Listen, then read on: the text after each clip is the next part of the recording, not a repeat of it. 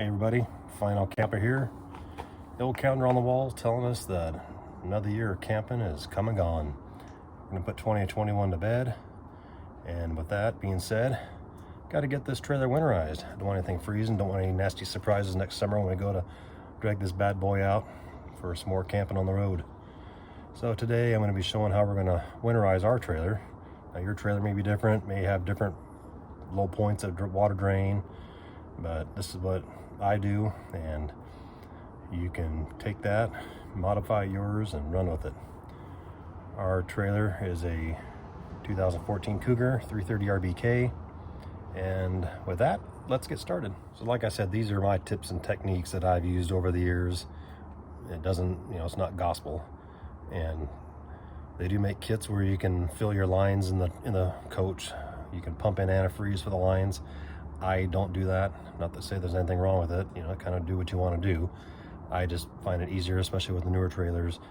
Low point water drains. I've never had an issue with anything freezing.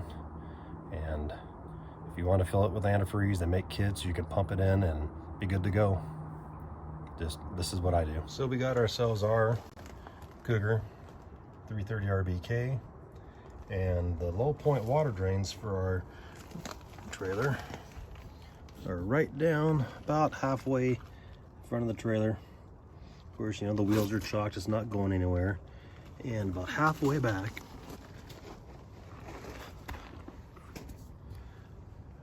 you're gonna see a couple pipes hanging out with caps on it. These are your low point water drains. So the first thing we're gonna do is remove the cap from the cold here. Now when I put these on last summer, I don't use a 500 foot-pound torque wrench and monster tightening of it. Just got to be finger tight. If it drips a little bit, it's not that big a deal. What you don't want to do is twist and put these things on so hard that you're going to be twisting the fittings and that go up inside into the other underbelly, creating any kind of issues. Wouldn't be a good situation. So finger tight. When you get out next summer and you see a little drip, if you're hooked up to your water supply, you can give it a little bit more tight. But if it drips a little bit, it's just water. It's not going to create any big issue. So let's get this cold water on off, and we're going to get the hot water side off. Okay. Got the caps off, and you guys saw a little bit of water running out and thinking, oh man, good to go, all the water's draining. Well, not necessarily. Hold on a second. Remember when you were a little kid and you go to restaurants with mom and dad, and server would bring you a Roy Rogers or a Shirley Temple, and you have all the maraschino cherries at the bottom, and you got that straw and you're like, man, I want some of those maraschino cherries at the bottom. So you sit there and you ram your straw back down in there and you put your thumb on there and try and pull that maraschino cherry out. But then you're also bringing up a straw full of pop. Dad's saying, stop messing with your food at the table, you're gonna make a mess. You take your thumb off the straw, everything runs out onto the table, creates havoc, but that's part of eating out with the family. We've got the same situation here. We pulled those caps off. You saw a little bit of water running out, but with the faucets closed, it's like you're thumbing that straw. Water's not really going to run out. So what you need to do is come up inside. We're going to start here with the sink. We're going to crack this valve open. We're going to crack the hot side open, and you're going to see a lot more water run out. All right, let's drain this system. Hot water, cold water.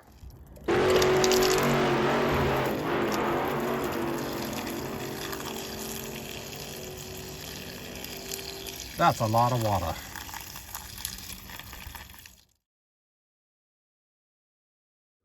We're going to get up inside the bathroom, do the same with the sink faucet and the shower faucet, and even the old freshwater fill on the toilet. Got to get that water out of there. I've had to replace those valves on our older trailer when we first bought it, because obviously the previous owner didn't do that. Not a huge deal, but if we can prevent that from happening again, makes our life a lot easier. Do our bathroom sink, cold and hot. I come in and I disconnect this because, once again, not a super hard tightening from last summer, but gets that water out of there, gets rid of that.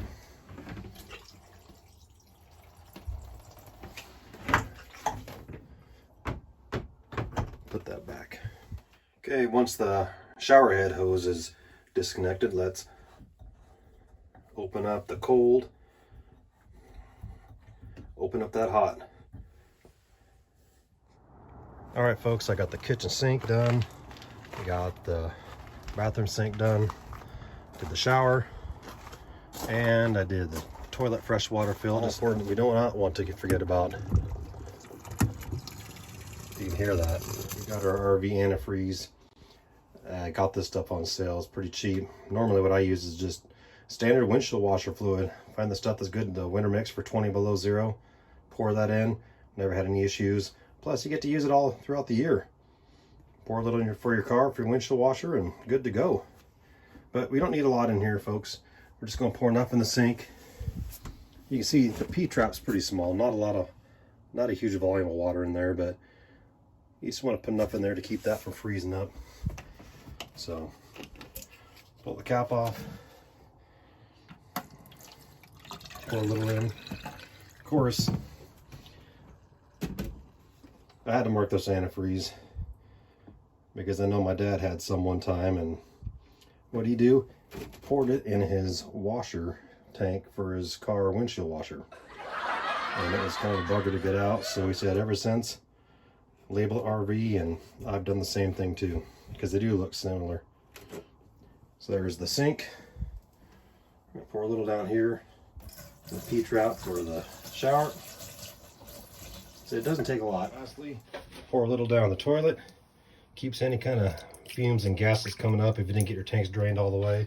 It keeps that gasket hydrated so it doesn't dry and crack. So when you're camping next summer, your bowl retains some water. Got the inside done. Next thing we're gonna do is take care of the water heater outside. So we're gonna come over here, pull that cover off. Here's our low point drain for the water heater. On our particular trailer, I have an 1 16" socket and wrench. We're gonna get in here, and like those water lines down below, I didn't put 500 foot-pounds of torque on this and do the Herculean tighten her till she stops. Got her nice and snug. Once you break it loose, keep your toes out of the way because you're gonna get some water running out. Like inside with the sink, you see the water gurgling. Come up here to your pressure relief valve and just open up a little bit and get that water draining out of there. So folks, you can see when I pulled this out, normally these come with just a small cap from the factory, but in different parts of stuff, you have different water quality, and those minerals will attack the interior of the tank, eating up the inside of the tank or the electrode that's inside. Went on to Amazon. What this is a sacrificial anode, and what this is the minerals, instead of going inside and attacking the water heater, it says, oh man, we're gonna eat this first. It's kind of like cheese pizza and pepperoni pizza. The tanks, the cheese pizza, and the anodes, the pepperoni pizza, and the minerals are going, I don't want cheese pizza, but I can eat pepperoni pizza, and they start to attack this. So they eat this up here, and this saves the interior of the tank. So I'll take this inside the garage, I'll wipe it off, wipe all this gunk off. But sacrificial anode, you can get these on Amazon. I'll put a link below to the to buying these. Got a little Teflon tape in here that I put on last summer when I got it all ready, just to stop any leaking. Okay, water's all drained. I'll close the pressure relief valve and put the cover back on. I leave the anode out just so the tank can breathe and not be sweating or anything. Well folks, you can see not much to do. It didn't take me more than 15-20 minutes. I've done the same thing year after year. Great success in the summertime. I'm gonna break this bad boy out. So if you like the video, got any questions or comments, leave them below.